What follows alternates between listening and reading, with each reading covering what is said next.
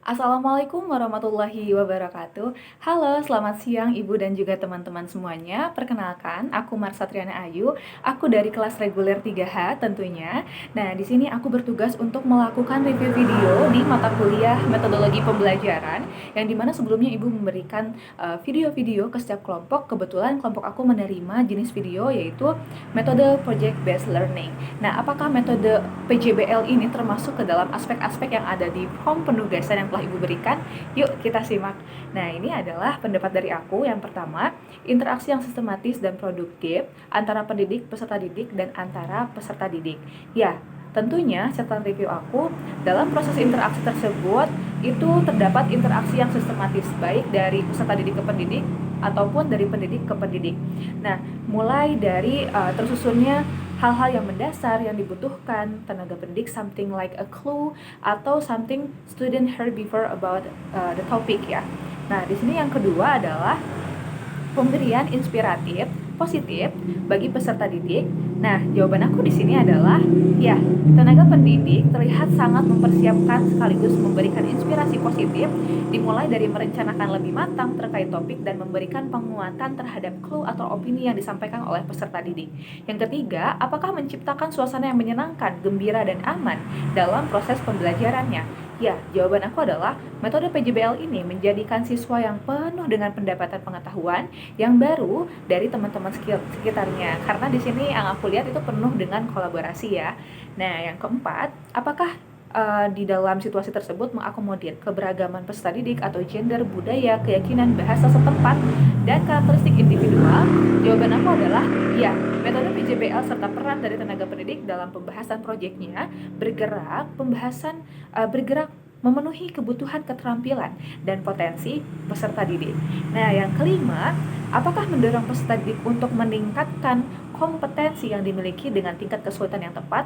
Ya, jawaban dari aku dalam memecahkan sebuah permasalahannya, peserta didik tidak dipaksa untuk menggunakan cara yang sama, melainkan disesuaikan dengan kemampuan yang mereka minati. Yang keenam, apakah memotivasi keaktifan peserta didik untuk mampu mengungkapkan keberanian atau gagasan yang dimiliki? Jawaban dari aku adalah ya, tenaga pendidik memberikan penguatan agar mereka percaya diri dan juga dalam mengungkapkan apa segala isi pikiran yang ada di pikiran mereka yang ingin diutarakan. Terus juga tentunya mengenai topik tersebut. Yang ketujuh, apakah memonitoring hasil pencapaian peserta didik seorang tenaga pendidik tersebut? Ya, jawaban dari aku adalah tenaga pendidik melakukan pengawasan dalam proses pengerjaan proyek yang difokuskan oleh siswa melalui pendekatan, pertanyaan-pertanyaan, dan juga penguatan-penguatan.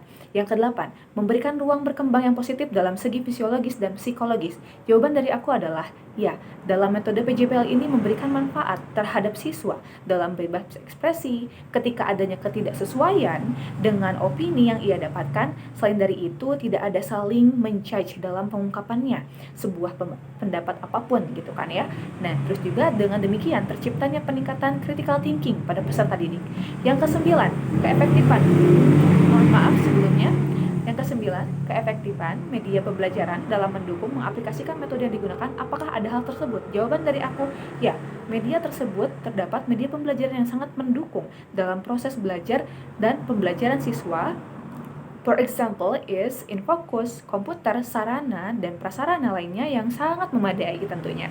Nah, yang ke-11 adalah kewibawaan. Apakah ada? Ya, tenaga pendidik menunjukkan kewibawaannya dalam bentuk berpakaian yang rapi, nada suara yang positif, pengkoreksikan yang jenis dan terarah. Yang ke-12, apakah ada kemampuan berkomunikasi? Ya, kemampuan berkomunikasi siswa dalam video ini terlihat begitu baik. Mengingat keterampilan sosial sudah ada pada diri siswa menjadikan salah satu aspek komunikasi yang berjalan efektif dan juga melalui kolaborasi itu semakin meningkat bentuk komunikasinya. Yang ke-13 adalah bagaimanakah efektivitas waktunya? Metode ini membutuhkan waktu yang cukup lama, tidak bisa diselesaikan saat itu pula karena bentuknya project. Jadi mereka menggunakan hari pertama untuk mencari poin-poin, terus juga poin-poin dasar yang nantinya bisa lebih mendalam. Yang keduanya baru bisa menjadi pengaplikasian dari poin-poin yang telah mereka cari tersebut. Adapun refleksinya yang aku review adalah, menurut saudara, apakah model-model pembelajaran tersebut dapat diterapkan dalam layanan bimbingan konseling?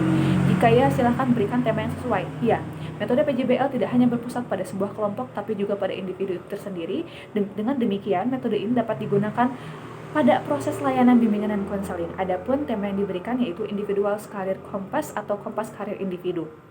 Nah, apa yang saudara rasakan ketika menonton video tersebut? Yang saya rasakan adalah bahwa project based learning ini memberikan banyak keterampilan sosial pada peserta didik, mulai dari kolaborasi, komunikasi yang efektif, munculnya penuh rasa percaya diri, dan membangun jiwa kepemimpinan serta keberanian yang tinggi. Mohon maaf sebelumnya. Pun saya merasa bahwa project based learning ini sangat efektif bila diterapkan di dunia kampus yang nantinya akan banyak menciptakan, mohon maaf sebelumnya, menciptakan mahasiswa yang gemar berkolaborasi dibandingkan berkompetisi secara tidak sehat. Terus juga yang selanjutnya, bagaimana sikap saudara setelah menonton video pembelajaran tersebut terhadap layanan BK klasikal? Saya menyikapi metode pembelajaran PJBL ini terhadap BK klasikal ingin melakukan kegiatan atau aksi memberikan sebuah topik yang harus mereka ulik, yaitu perihal pentingnya literasi di era digital. Nah, apa yang dapat saudara lakukan jika menjadi guru BK atau konselor sekolah setelah memahami pengaplikasian mode atau metode pembelajaran yang baru saja saya tonton, yaitu PJBL tersendiri? Dengan masih beradanya kasus bullying dan kurangnya literasi di Indonesia, saya akan memberikan penugasan atau bentuk PJBL di setiap kelasnya yang tentunya berfokus pada dua topik tersebut. Selanjutnya memberikan pengertian mengenai apa itu PJBL, mengarahkan siswa untuk bisa melakukan penelitian, memecahkan permasalahan tersebut hingga menemukan solusi yang nantinya dapat ditunjukkan terhadap dunia nyata, bahwa PJBL yang telah mereka rancang memberikan dampak yang dampak yang cukup relevan gitu dengan proyek ini. Nah, yang terakhir adalah bagaimana saudara bertanggung jawab sebagai calon pendidik serta setelah menyaksikan video pembelajaran tersebut.